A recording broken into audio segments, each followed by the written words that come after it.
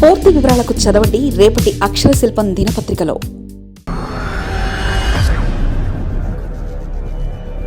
అక్కడ రాజకీయాలు లేవట.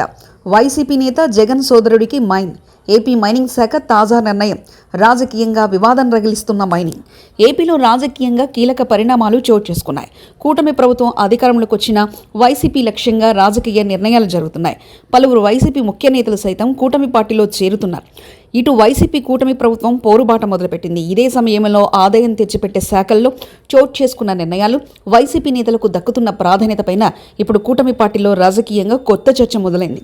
AP mining శాఖ తాజాగా తీసుకున్న నిర్ణయంపైన రాజకీయంగా వివాదం మొదలైంది. మాజీ సీఎం జగన్ కు సోదరుడు వరుసయ్యే పులివెందులకు చెందిన వైఎస్ వెంకటరెడ్డికి తాజాగా దాదాపు 100 కోట్లకు పైగా విలువ చేసే ముగ్గురాయి నిల్వలున్న లీజును గనుల శాఖ కేటాయిస్తూ నిర్ణయం తీసుకుంది. మిగిలిన ఫైల్స్ కంటే వేగంగా ఈ ఫైలు ఆమోదించడం వెనుక టీడీపీకి చెందిన ఒక ముఖ్య నేత ఒత్తిడి ఉన్నట్లు జిల్లాలో జోరుగా ప్రచారం సాగుతుంది.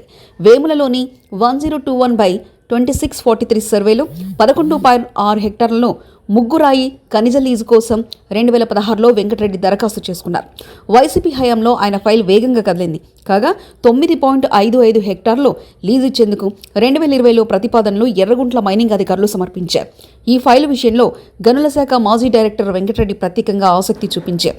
వెంకటరెడ్డి 9.55 హెక్టార్లు 20 సంవత్సరాల కాల వ్యవధిలో లీజు ఖరారు చేశారు. లీజు మంజూరు చేస్తూ డైరెక్టర్ ప్రవీణ్ కుమార్ తాజాగా ఉత్తర్వులు ఇచ్చారు. ఈ ఖనిజానికి మార్కెట్లో మంచి డిమాండ్ ఉంది. లీజులో భాగంగా ప్రతి ఏటా 1390 టన్నుల ముగ్గురాయిని వెలికి తీయనున్నారు. కాగా మార్కెట్లో ప్రస్తుతం టన్ను విలువ 30,000 నుంచి 35,000 వరకు ఉంది. ఈ లీజు ఖరారు వెనుక టీడీపీ నేత ఉండడం ఇప్పుడు జిల్లా రాజకీయాల్లో సంచలనంగా మారుతుంది. వైఎస్ ప్రతాప్ రెడ్డి కుమారుడే వెంకటరెడ్డి. కాగా ఇప్పుడు ఈ నిర్ణయంపైన కడప జిల్లా కూటమి నేతలు ప్రభుత్వానికి ఫిర్యాదు చేశారు. మరిన్ని కథనాల కోసం సబ్స్క్రైబ్ చేసుకోండి మీ అక్షర శిల్పం. పూర్తి వివరాలకు చదవండి రేపటి అక్షర శిల్పం దినపత్రికలో.